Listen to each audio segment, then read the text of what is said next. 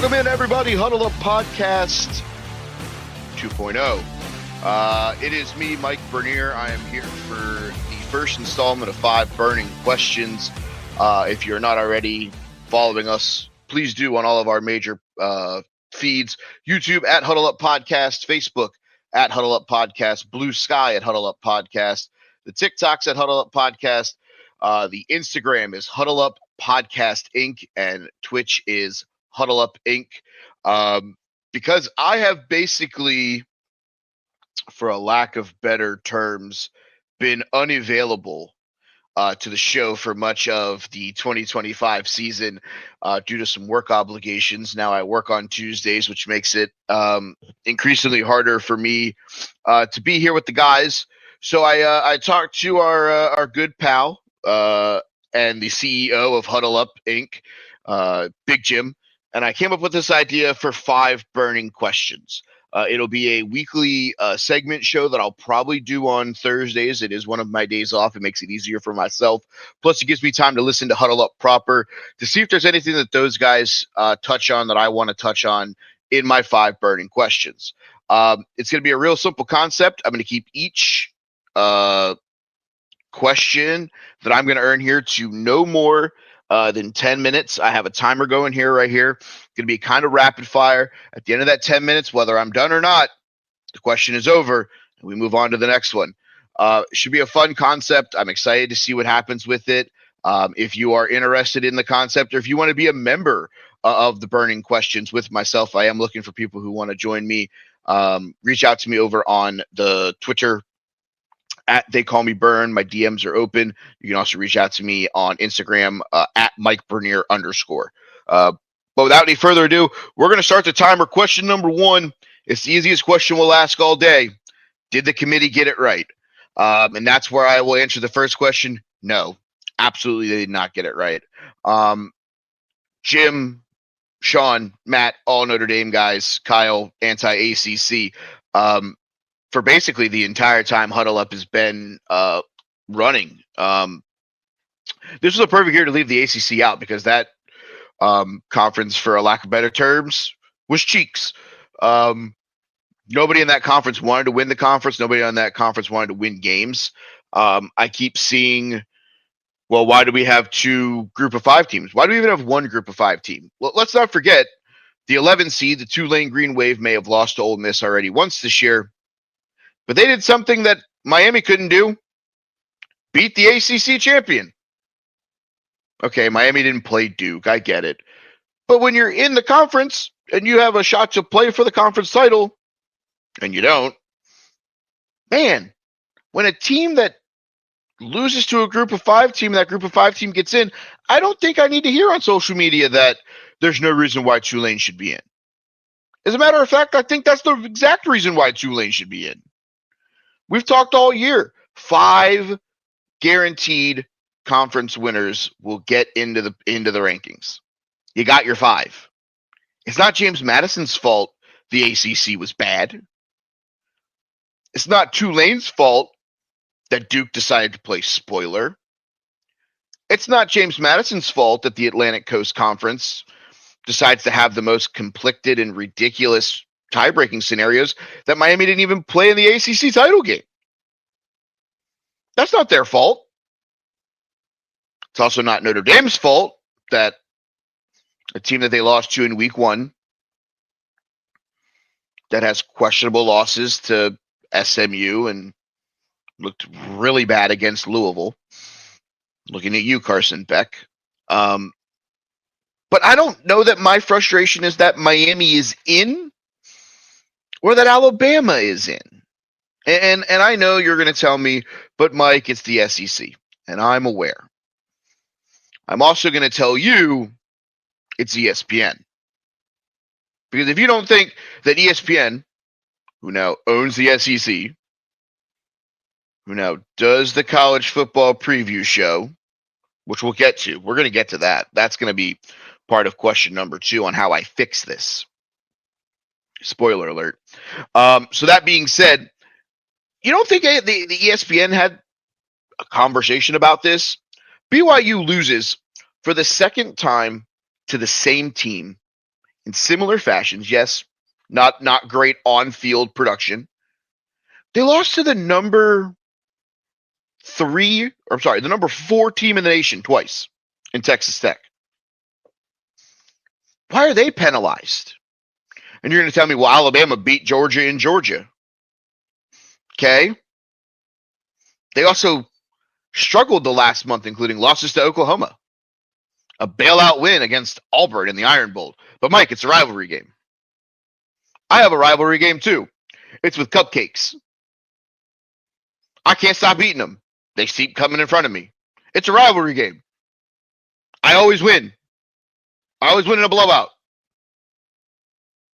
There's no reason why this Auburn team that finished 2 games under 500 should have realistically been on the field with this Alabama team if you're telling me that Ty Simpson was a Heisman favorite until about 3 weeks ago.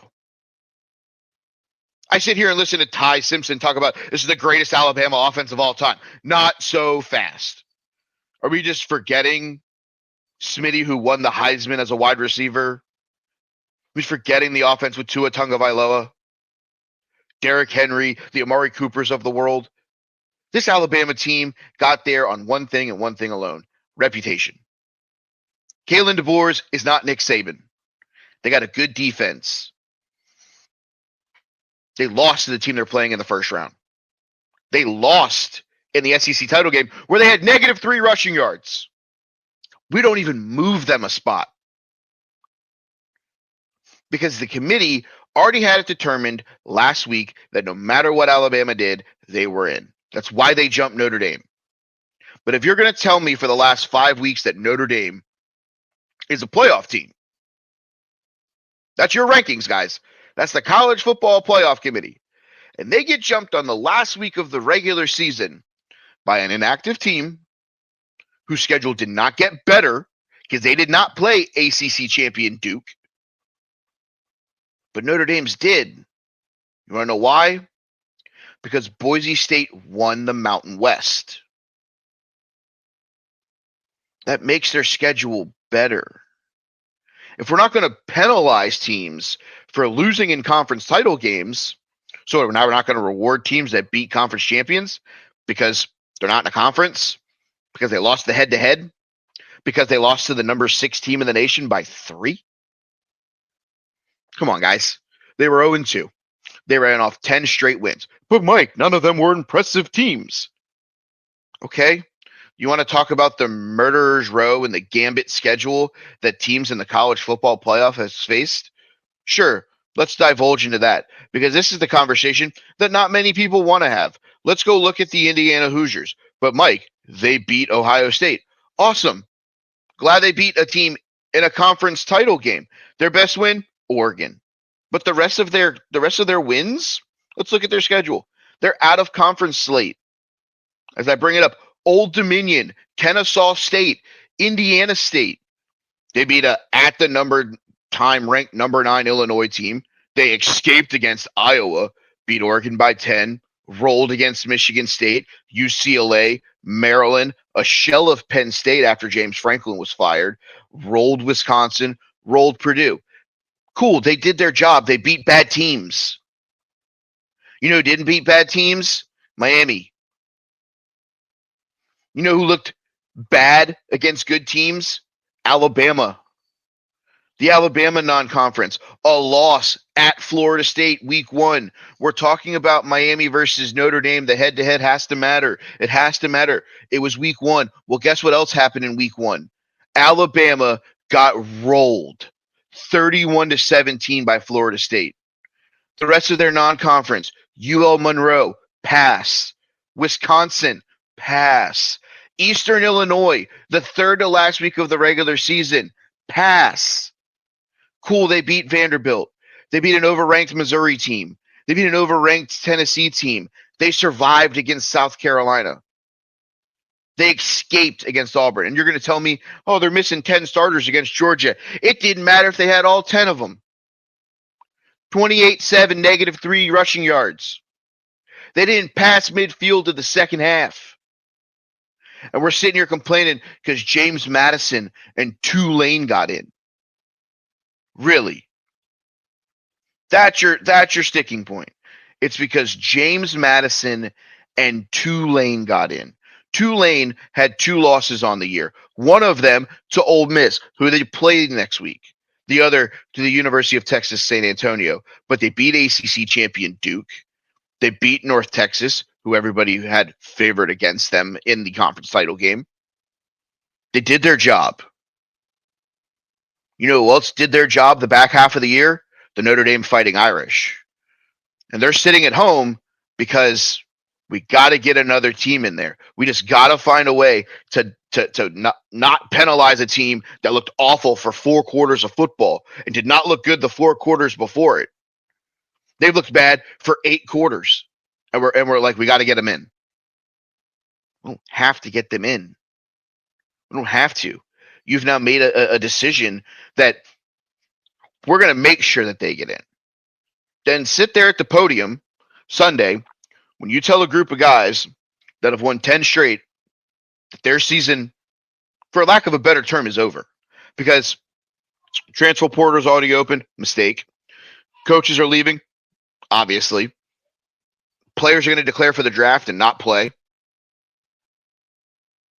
That team that Notre Dame would have played BYU in the Pop-Tart Bowl, that wouldn't have been the Notre Dame Fighting Irish. It'd have been a shell of the way that this team was. Do I feel bad for the seniors? Absolutely. Do I feel bad for the guys who that was their final game and their college career is over? Absolutely. But they made a decision, and I respect their decision. But the College Football Committee did not get this right. It's not good. Needs to be looked at, needs to be reset, needs to be talked about more. Because at this point, if you're going to make it where it's the top 5 conference champion winners, you might have to leave out a Power 5 conference whenever they're not good. Shit happens. Deal with it. Everybody else has to. All right. That is timer number 1 for question number 1. Question number 2, how do you fix it? Well, number 1, this is something that I'd like to take from my good friends over at March Madness, the NCAA bracket there for college basketball. You know what they don't do? They don't have an ESPN show every Tuesday night for an hour telling you what the rankings are 8, 9, 10 weeks leading into the inevitable playoff. That's a problem. You know when you find out where you're ranked? Selection Sunday. And if you get left out, I don't have to hear somebody at a podium telling me, well, head-to-head matters. Well, this matters. Well, you know, they didn't beat a team by enough. Sorry, you didn't make it. We made this decision. We moved on from it. We play in the bowl game if we want, etc. But the fact that you've turned the college football playoff in college football into a TV show, a made-for-TV special. You know who else does that? The Hallmark Channel. It's not good. Because now we're sitting here debating things that we probably would have never have really have known, that the College Football Committee had Notre Dame ahead of Miami for the last 5 weeks until the last week of the regular season. That's a question. But how do you fix it? Number 1, stop doing the damn show. We all find out on Selection Sunday. You make it abundantly clear that the top 5 conference champions are going to get the bye, or not the byes, but are going to get in.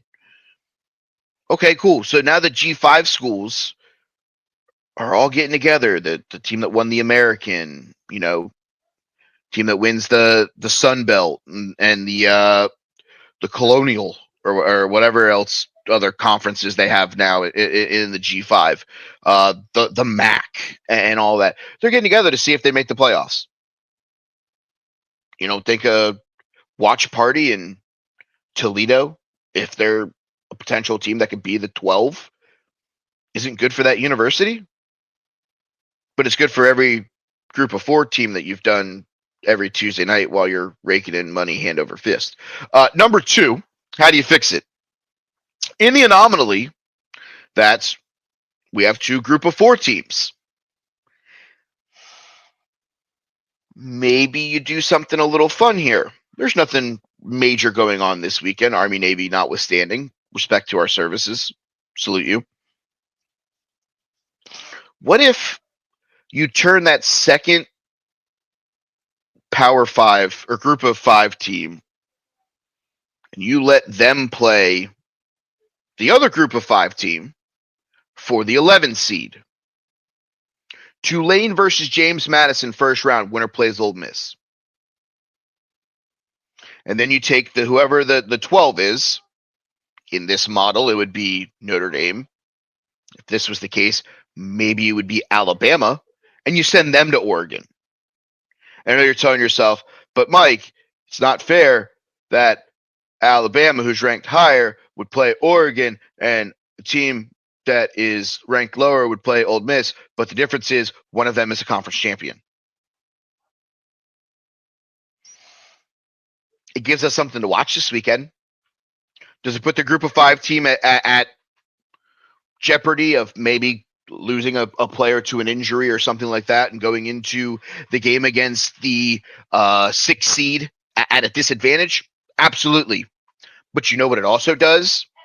It gives national television time to the group of 5. It gets Tulane on ABC.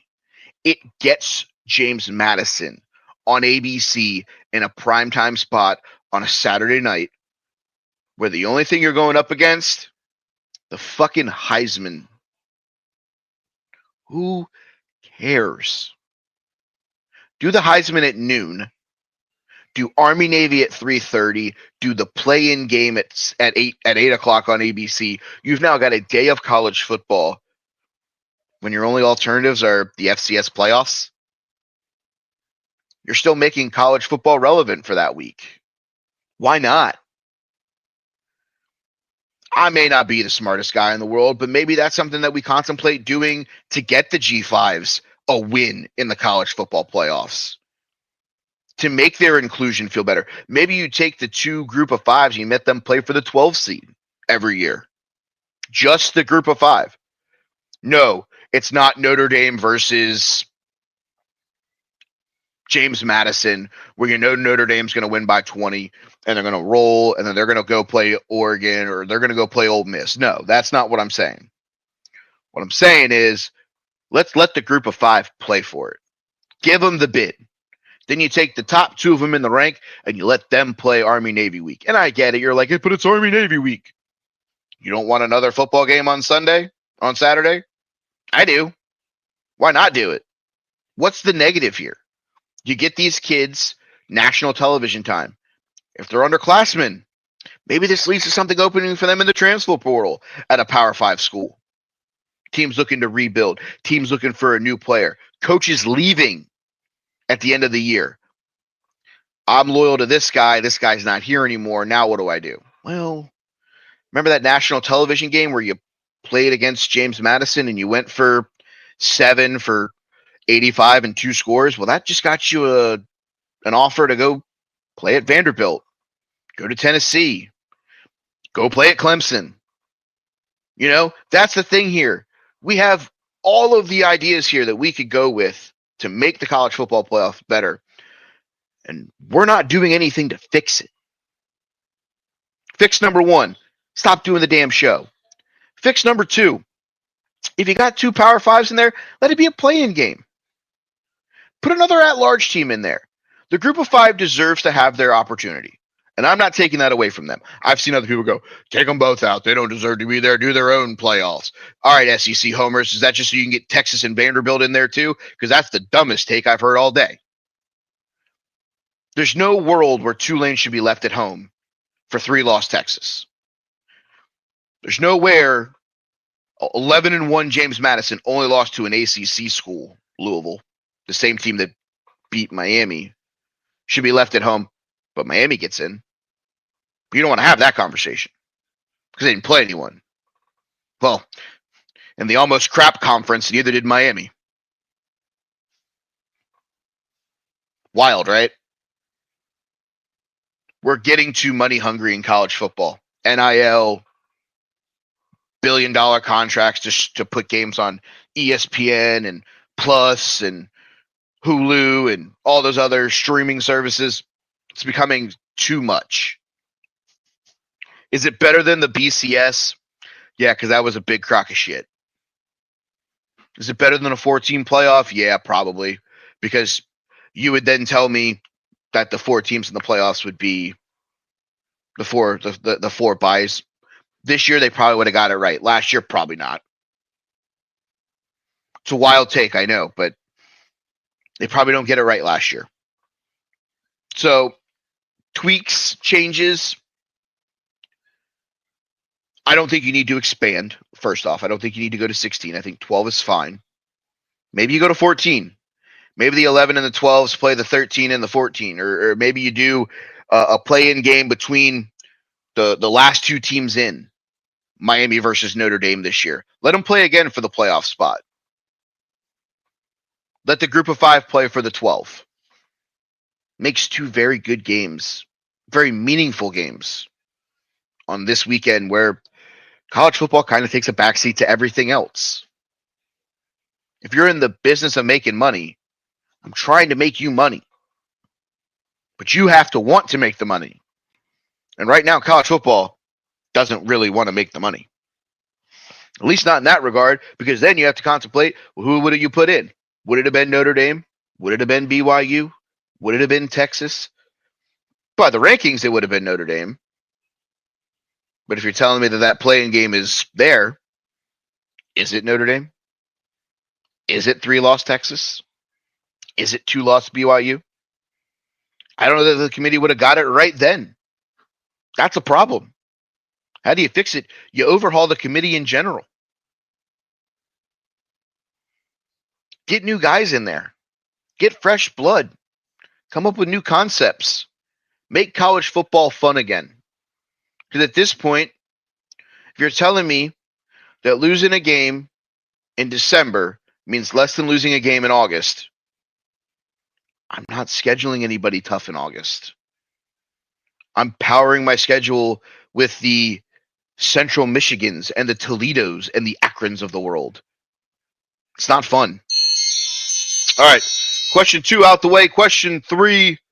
What is next for Michigan? Some news coming out of Ann Arbor late yesterday afternoon as I'm recording this on Thursday. Oh boy. Sharon Moore fired. He is in legal custody. The latest update is no update on if charges are going to be filed. Oh boy. Inappropriate relationship with a staff member. I don't have all of the details. So I'm not going to speculate what is allegedly being heard, what is allegedly not being heard. Police report from Pittsfield Police says they responded at 4:10 p.m. to the 300 block of Ann Arbor, Saline Road for purposes of investigation of alleged assault. The suspect was taken into custody. The incident does not appear to be random in nature, and there appears to be an ongoing threat to the community. There appears to be no ongoing threat to the community. That was now former Wolverine head coach Sharon Moore, who was the person who was taken into custody. That's the only thing that I'm gonna necessarily say in regards to the arrest, and he is still in custody. ESPN is saying that the university initially investigated Moore this fall after receiving a tip about the situation, but did not find any credible evidence. More information came forward Wednesday morning that the source said was, quote, overwhelming and led to the immediate dismissal. I don't want to use too much of this time to speculate on that stuff. Whatever the situation is, whenever that information comes out, we'll talk about it more. It's not a great situation. It's not a fun situation. So I'll leave that at that, and we'll get to the other conversation with what is next for Michigan. I don't know that there's a knockdown, drag out option for them right now. And I know you're telling me, Kalen DeBoers.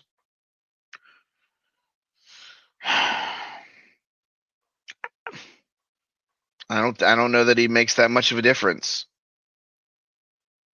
You're telling me that he is the missing piece? I don't think that he is. Not at Michigan.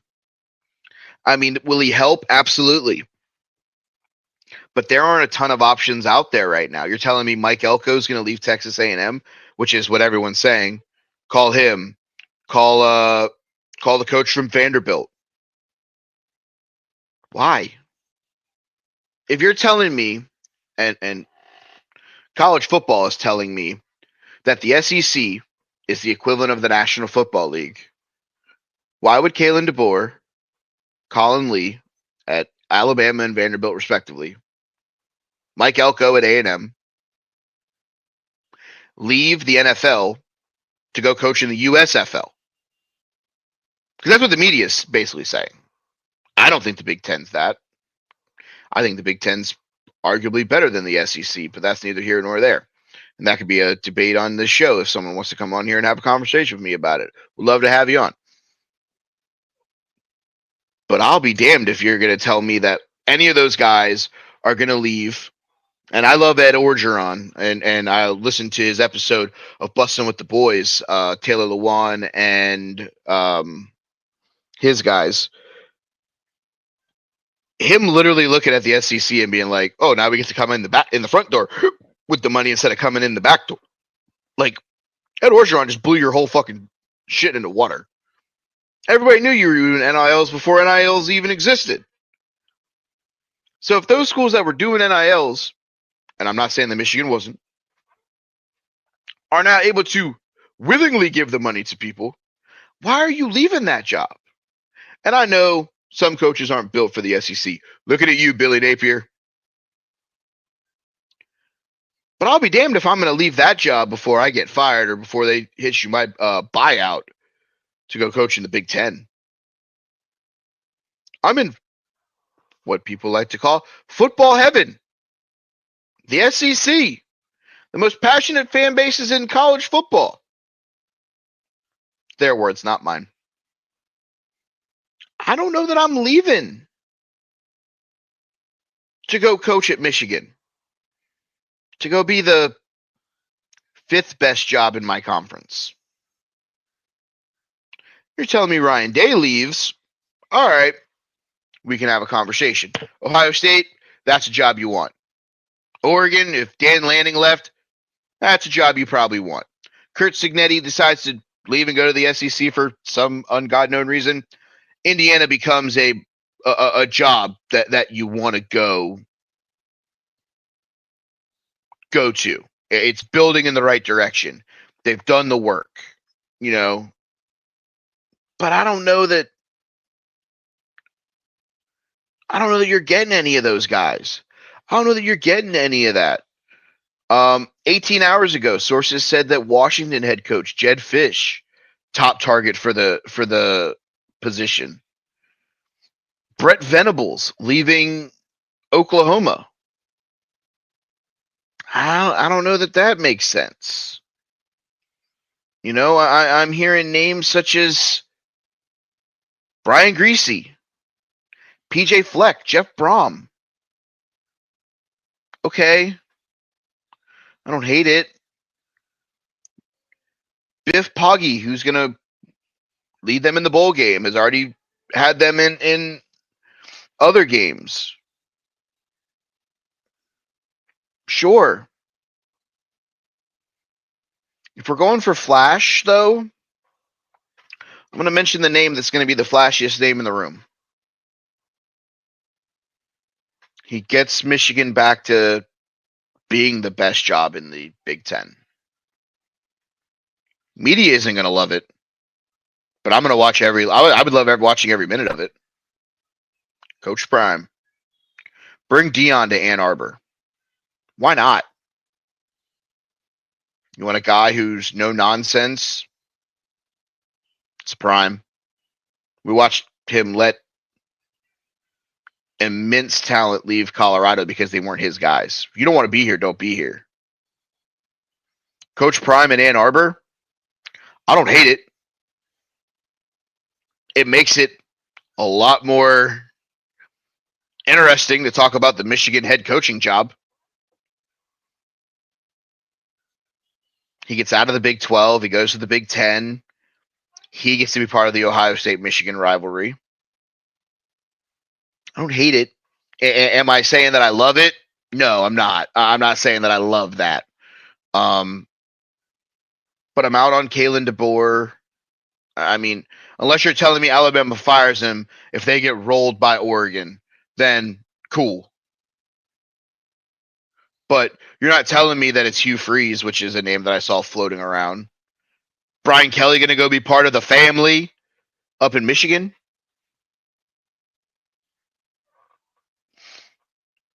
Between me and you, he's probably the best actual available name in college football. There's guys that want to leave LSU to go play for Brian. You bring them into the Big Ten. It's not out of the realm of possible. Do I think it's possible? No. No, I don't. Do I think it's interesting? Yes. Yes, I do. Mark Pozak of Mike Farrell Sports. Here are his immediate names at the top of the list. Kalen DeBoer. Again, unless Alabama fires him, yeah. Jed Fish at Washington, okay. Don't hate it. Jesse Minter, the LA Chargers defensive coordinator.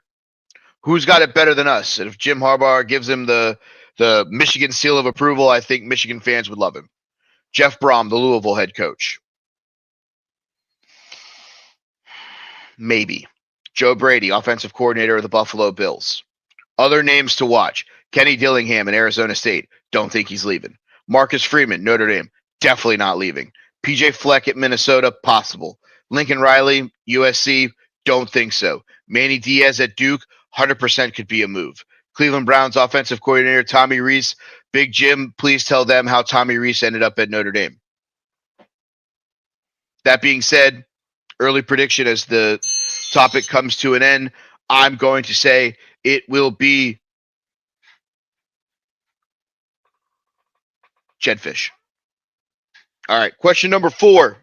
And this one happened early today, late last night. The Joe Burrow press conference. Now we're talking about Joe Burrow's going to pull an Andrew Luck and retire and leave the Cincinnati Bengals. And as a Bengal fan, you know what I have to say to that? No. That press conference and Joe's emotions were very, I'm not going to say subtle, but it's one of those where you look into that and it's a guy who last season was able to stay healthy. This season has been banged up with the turf toe thing. The season before last, banged up. It's a cry for help on the offensive line. And I keep reading, what can Cincinnati do to keep Joe Burrow there? Keep him standing up. He doesn't care if he's got to win games 56-53. We care as Bengal fans because we're like, God damn, the offense has to score on every drive. One missed drive, one turnover, game's over. Joe doesn't care about that. Joe's made that abundantly clear. He has no problem scoring with the best of them, even if he did, unfortunately, throw 2 costly interceptions in the game against the Buffalo Bills this past weekend. But Joe, I don't think, has ever had a problem in shootouts. I think the problem is he cannot miss as much time and keep coming back to 4-6, 4-8, and have to win 5 straight games to potentially win the division. Obviously, those chances went up in smoke with the loss to Buffalo this past week. RIP Bengals playoffs in 2025.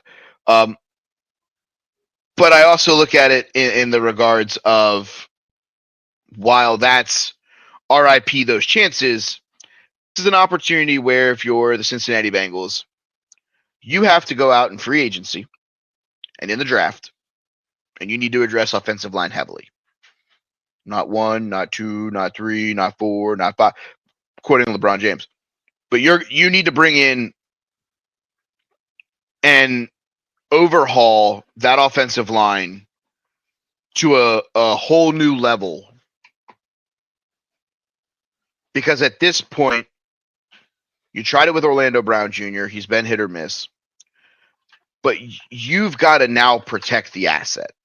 Because your best chance to get to the playoffs, your best chance to be a playoff team is with Joe Burrow on the field. Joe Flacco played well. They were unfortunate that they didn't have the ball last in a couple of those games. But that being said, if I'm Cincinnati, no, I don't think this is Joe saying he's going to pull an Andrew Luck. Andrew Luck got beaten, battered, and smothered and covered like a Waffle House omelet. Joe has been unfortunate with some of the injuries. The turf toe, the wrist was a wild one. The ACL in where knees go to die, aka FedEx Field, put a condemn sign on that piece of shit. Get them out of that stadium ASAP. Robert Griffin III, Jaden Daniels now. Yeah, I think I'm not panicking if I'm the Bengals that Joe's upset. I think this is more of a Joe cry for help. Guys, I want to play football. I want to play football here. I want to play with my friends, Jamar and T, who they've sent the money off to. I need you guys to go get me someone so I can stand upright and win you football games. Chase Brown has ran well behind that offensive line this year. Gonna need a body or two younger to build an anchor on that offensive line. Do I think it's out there in the draft? Possibly. I'd have to do some deep diving, and maybe that's something I circle back to when I get to 5 burning questions around the NFL draft or once the draft order gets set. But right now, if you're the Bengals, you've built the offensive speed set. Andre Yoshivash, Chase Brown, the tight ends, Fant, Gesicki. You've built pieces. You drafted Mitchell Tinsley. You have other weapons that are available with Jamar and T when they're on the field. Your option now is you got to get Joe on the field. He has to stay on the field. How do you do that? Offensive line. Also, you do it by getting a new goddamn training crew in Cincinnati and get the fucking people who can't seem to get him healthy out of there immediately. Ship them to fucking Michigan and let them go be the head coach with whoever the hell else is going to end there. Because at this point, there's no other real alternative. I think that's the option I take there when it comes to the Cincinnati Bengals. No, I'm not in panic mode that Joe Burrow's upset. I'm upset, and I'm not even in the organization because I know that the problem is the offensive line has not been good for the last 3 years. This team had a good, not great offensive line, went into Arrowhead, beat Patrick LaVon Mahomes II, and made it to the Super Bowl, only to be a offensive line away from being able to win that game. Aaron Donald sacked on 4th down where T. Higgins was running wide open down the sideline that if Joe had 3 more seconds would have probably have won the Bengals the Super Bowl. But an offensive line problem. Circle it there. And I know you're going to tell me Aaron Donald's one of the greatest defensive linemen of all time, and that I will tell you you're absolutely right.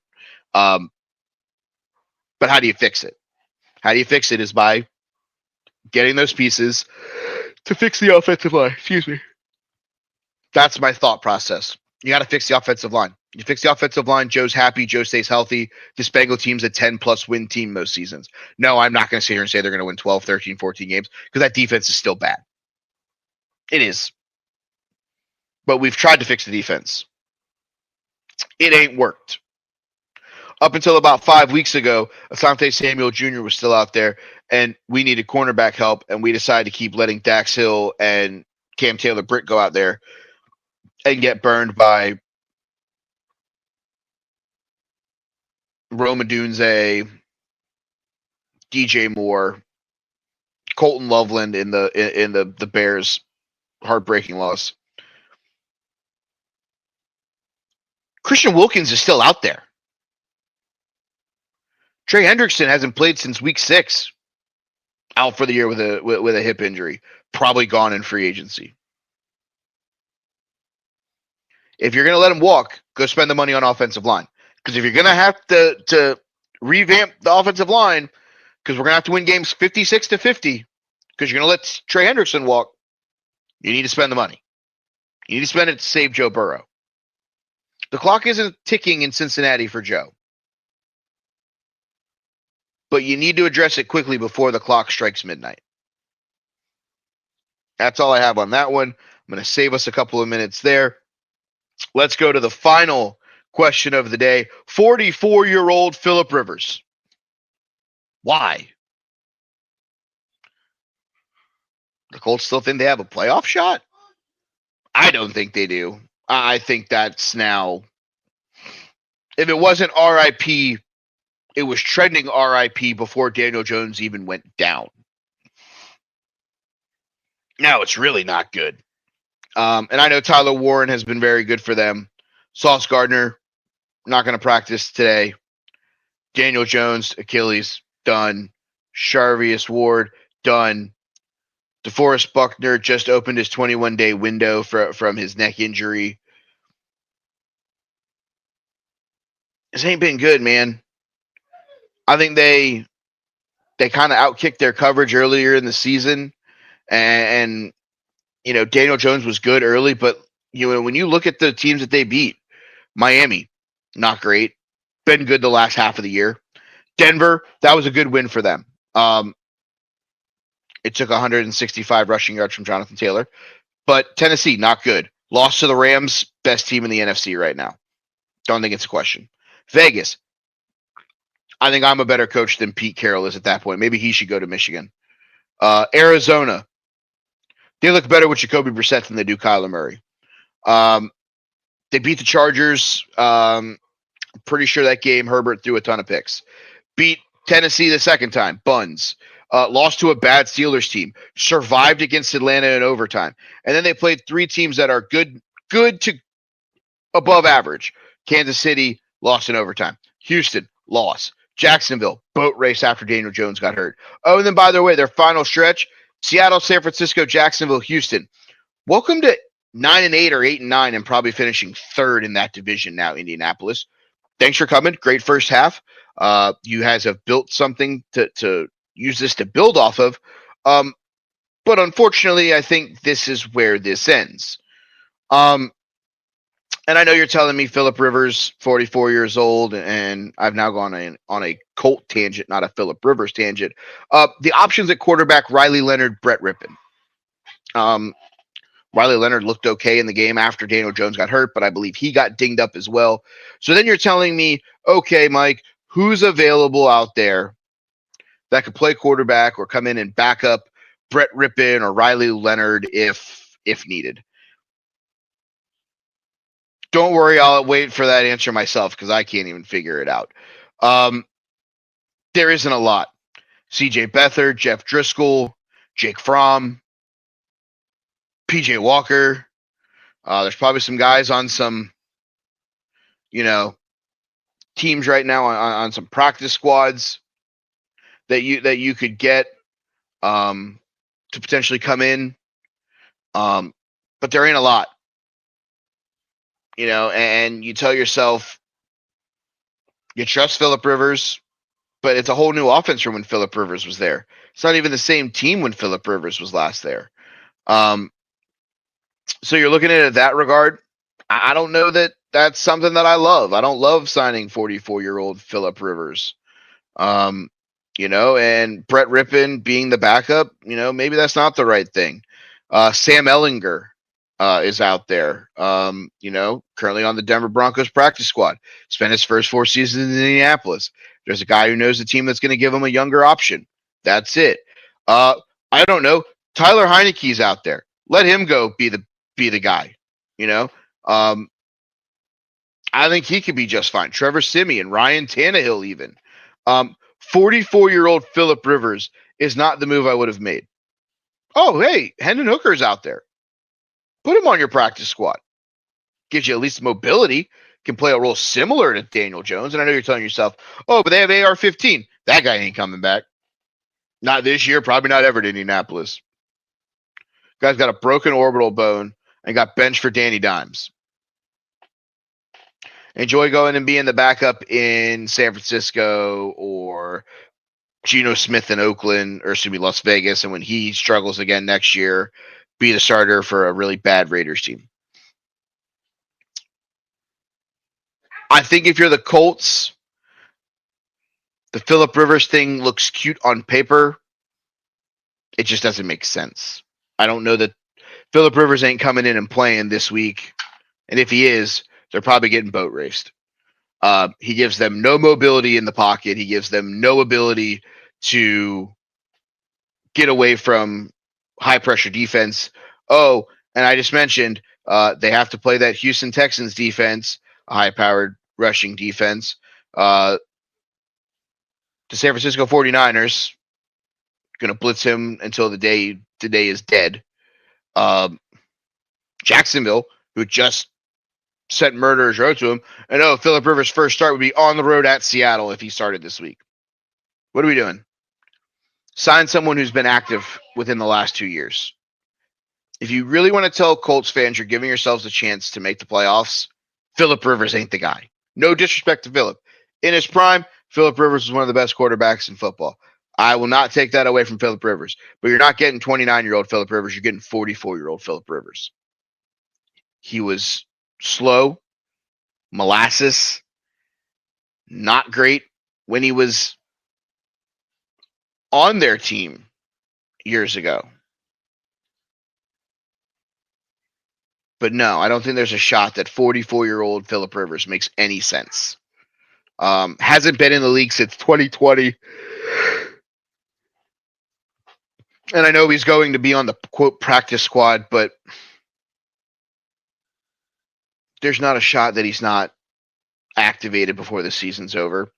Phillip Rivers will also probably be one of, if not he would join an exclusive list as a grandfather to play in the National Football League. The only other NFL quarterback that I see on this list is none other than Brett Favre. Other Robert Parrish, Gordie Howe, Julio Franco, and Stan Musial were all grandfathers during their careers in their major sports. So Phillip Rivers and Brett Favre will have something in common. They'll both be grandpas if they play. Or Brett already has been, but Phillip Rivers will be if he plays in a game before the end of the 2024-2025 season. Cool stat. Does nothing for your playoff chances, though. So if you're Indianapolis, it's a head scratcher for me. I don't think it makes any sense other than it keeps them relevant in the media until their season inevitably comes to an end. So that's it. Those are 5 burning questions. I will close this show every week with the final burn. That is going to be a parlay ticket that if you guys would like to sweat with me, that I'm going to put in across the football slate. It could be college, it could be NFL. This week, obviously, will be more pro football because it really is all there is. So the burn bet ticket of the weekend, it is a 5-leg parlay, plus 1624, Bengals plus 2.5 against the Baltimore Ravens, Denver money line against the Packers, Cowboys minus 5.5, and we go to the Rams Lions for the last 2 legs. Jahmyr Gibbs and Devontae Adams, anytime touchdown scores. Bengals, Denver, Dallas minus 5.5. Gibbs and Devontae, anytime touchdown, plus 1624. Bet it if you feel ballsy. Next week, I'll be back, maybe with a guest, maybe not. If you have not already, we appreciate you guys following along with us. Please follow us on all of our social media platforms. You see them here on the screen if you're watching, if producer Jim puts up the video. If not, you will see it on the feed. Twitter, Facebook, Instagram, Blue Sky, at Huddle Up Podcast, Instagram, at Huddle Up Podcast Inc., Huddle Up Inc. over on the Twitch stream. Until then, I thank you guys for hanging out with me for the first installment of 5 Burning Questions. I'll be back next week to send you all back to the burn unit.